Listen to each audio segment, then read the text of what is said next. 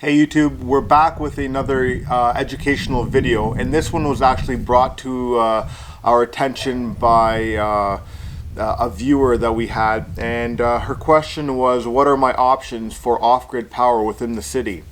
So this is a common question that a lot of people are thinking about, getting in the they're seeing what's going on in the world, and it's a legitimate concern. There are cyber attacks happening all the time, and you never know when the grid's going to go down, or something's going to happen that's going to cause a chain reaction in the system. So power is something that is a nice thing to have when everyone else doesn't have it. So thanks for the question, and I'm going to answer this from a logical standpoint as well as the electrician standpoint, being that I've been doing it for 20 years. And I'm going to go through some websites to kind of help you get an idea of what you can do. Again, now if money isn't an option, everything's doable these days. So I'm going to kind of do like a don't break the budget, but you're going to have to invest in some sort of system to have some sort of off-grid power in your house. And from what I understand is you kind of you live in a townhouse, so you have neighbors that are pretty much joined to you, and you want to be as non-visible as possible, just in case the grid goes down. You don't want to be kind of attacked for having power and people coming to your door and being like, can I use some of your power, which is a legitimate concern. So we're gonna dive into some of these websites. I'm gonna leave the links in the description below so that anybody watching this video can see the information for themselves and kind of understand what I'm looking at here. So the first website I'm looking at is Midwest Generator Solutions, and this is a pretty nice chart that they have. I'd say a quarter of the way down on their website, and this applies to anybody looking to do anything with electrical and trying to understand how much power they need at their main service. So a generator is going to be like a substitute again for your main service, so the same rules apply. And you always have to calculate your load. So if you're doing a full house calculation, you have to kind of run through everything that you have plugged into your house. That goes from your simple alarm clock to your stove. So everything. So the chart here kind of lays out what everything uses, or should I say a ballpark. Don't mind the dogs there, they're fighting over a dead chicken. You need to understand that everything that uses power is measured in watts. So everyone that has LED lights in their house nowadays, or those little bulbs that replace the old 60-watt bulbs, they are now 13 watts, so they're a very small load. Now if you're in the summer and you want to use an air conditioner, that's going to be between 1,000 and 4,000 watts. I'm going to show you my gas generator that I have here, and it's actually recommended as one of the quietest on the market right now. And I'll show you that even on its economy mode, which is supposed to be its quietest mode, it's not really that quiet. So there's a couple ways you can accommodate for noise, and I'll talk about that shortly. Now if you have a coffee maker, you're gonna be running between 8 and 1,400 watts. A dishwasher is gonna be between 12 and 1,500 watts. Laptop is 150. I find that one high. My laptop that I'm using here right now is only uses 65 watts. So again, check all your devices that you're going to be plugging in. Now if you're thinking about your food and warming up food, now we get into a microwave, which is between 600 and 1,700 watts. So it's a substantial amount of power. Your oven now is the one that trumps everything, and that's 2150. So 2,150 watts is your oven. One way you can reduce the necessity for electric oven is try and convert to a propane or natural gas stove, so that way you still are able to use or heat up food or anything like that in a grid down situation and not have to worry about your consumption on your power resources. Keeping your food cool, you're going to need a refrigerator unless you're in the winter, and then you can keep it outside.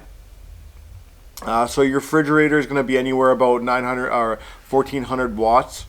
Now, washing machine, you might want to ditch the washing machine and learn to do things by hand, as well as the next one, which is a clothes dryer. Just let things hang outside and or even in the basement and let them dry like that, because your washing machine is between 500 and 1000 watts.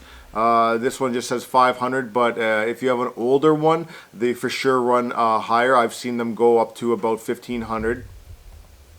Now your clothes dryer is going to be anywhere between 1000 and 4000 watts, so that's why I was saying you might want to just get some clothespins and run a bunch of string and hang your clothes like that. And now also your water heater. Many of the people in the city have converted to natural gas water heaters, and so this one really doesn't apply as much. But I know they're still out there, and they're usually, this one says 500 watts, but I know I've seen them at about 1200. So, and then at the bottom of this list, it also says this does not include small appliances, like your smaller lights, your television sets, if you even want to watch television, if the grid goes down. Gaming systems and your small kitchen appliances, your cell phone chargers, think about that too. So all that, add that up. So that's one thing to consider. And I'm going to leave another website in the description here, and that's by Generator Mag, and that's going to give you a list of different generators that the quietest generators that you have, and mine here is the Honda EU 3000 IS. I'm gonna show you right now how it operates, and I'm gonna put it into economy mode so you can see how loud it runs, and still understand that it does put out a decent amount of noise. So check this.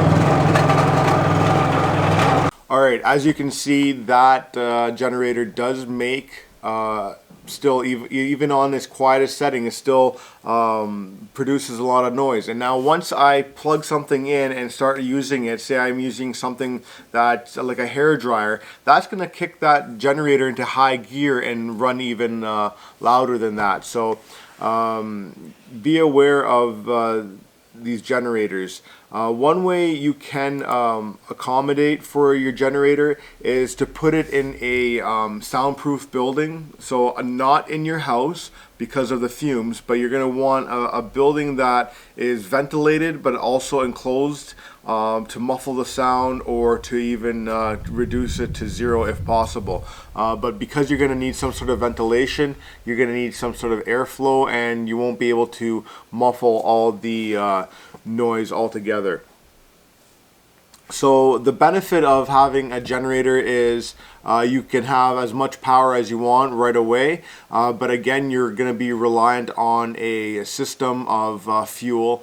So not sure if that's going to be something that you're going to be looking forward to.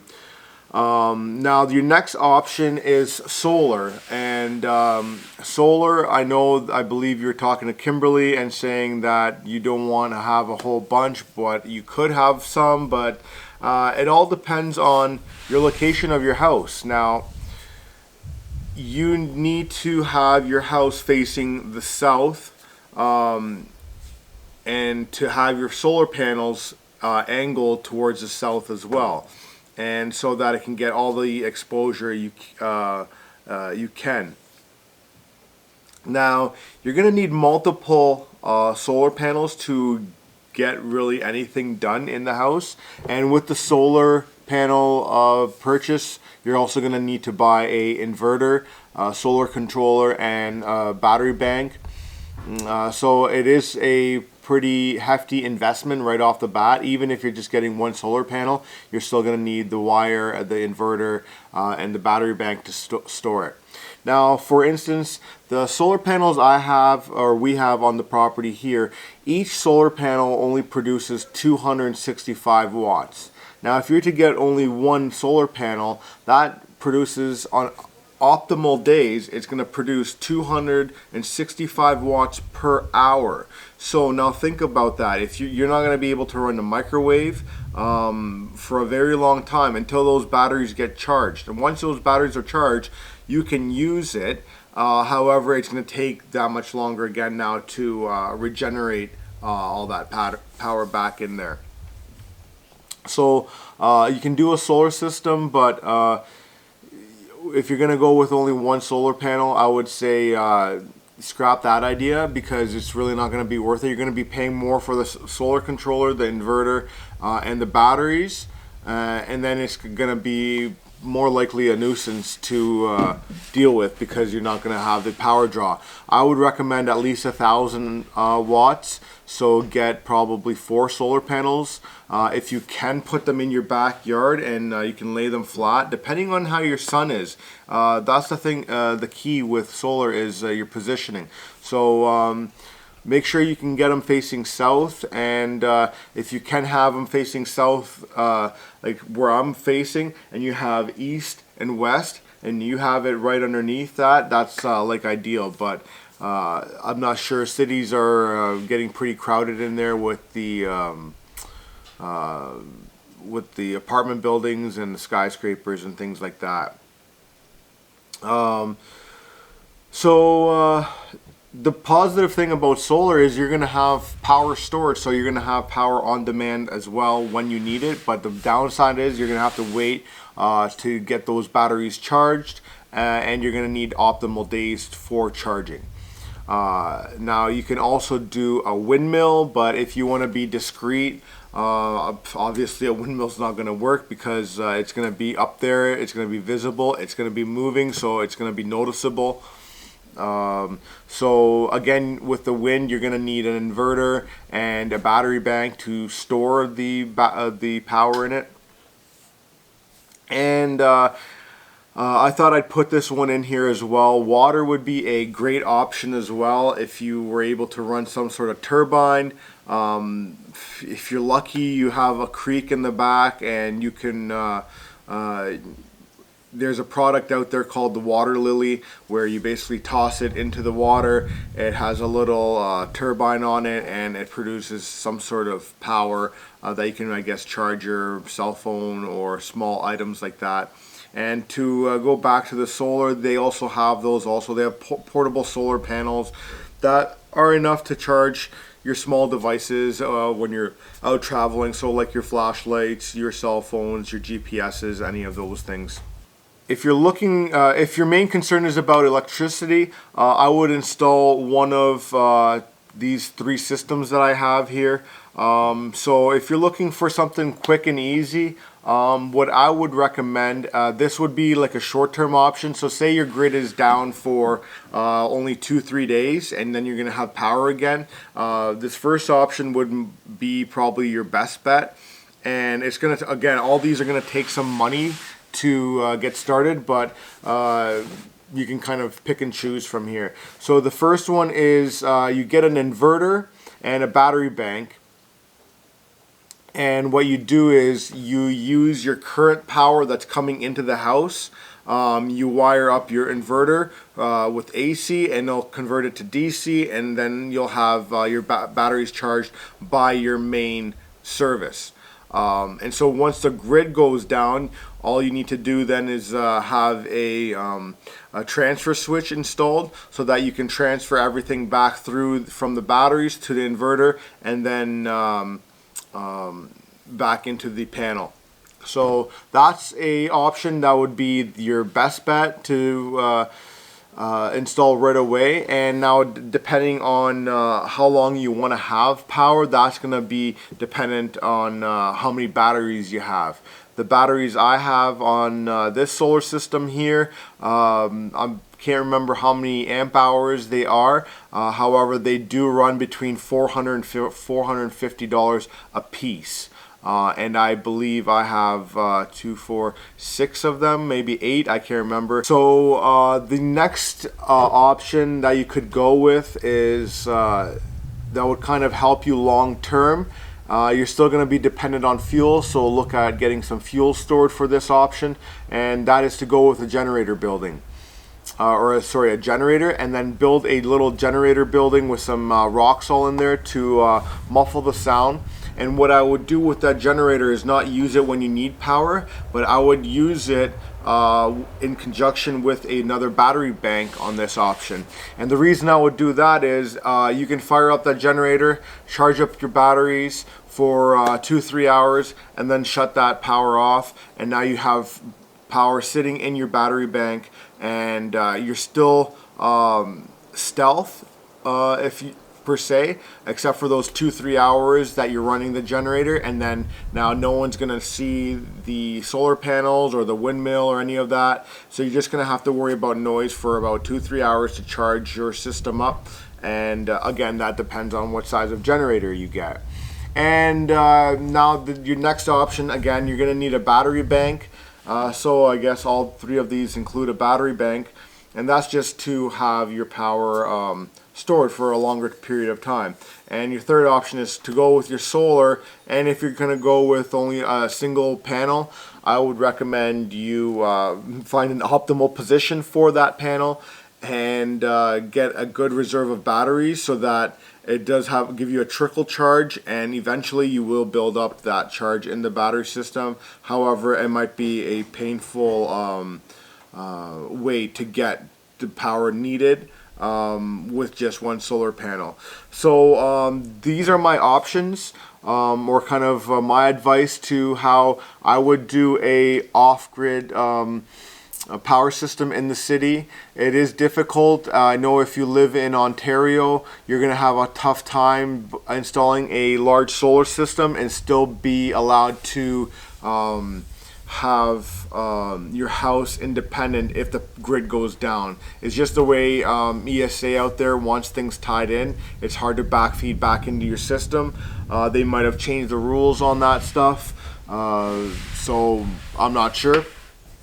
So hopefully this was some good information for anybody watching this video. If you have any other questions, comments in regards to your options for off-grid power, leave a comment in the comments section below, or we'll see you on the social media platforms out there, and you can ask away, and we could do another video based on your questions. So thanks for watching, and I'll see you in the next one.